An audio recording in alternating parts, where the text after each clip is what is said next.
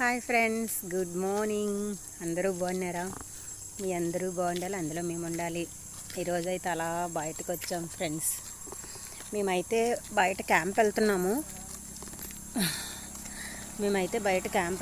ఎందుకంటే ఈ పొలాల మధ్యలో నుంచి వెళ్తున్నాము. ఒకసారి చూడండి. కానీ మాకు వెహికల్ ఉంది.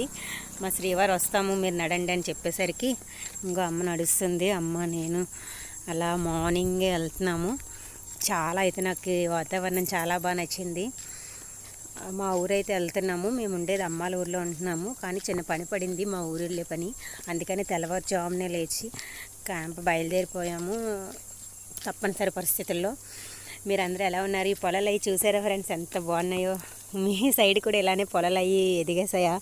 చాలా నీట్గా పొలాలు, ప్రకృతి చాలా అందంగా చల్లగా కూల్గా ఉంది క్లైమేట్ అయితే.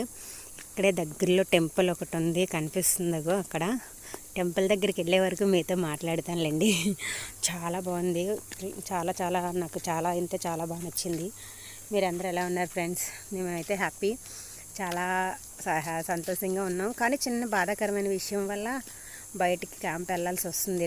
ఇవాళ అయితే నేను డ్యూటీ కూడా సెలవు పెట్టేశాను. కాల్ అయితే కొద్దిగా ట్రబుల్ ఇచ్చింది, హాస్పిటల్కి వెళ్ళాలి.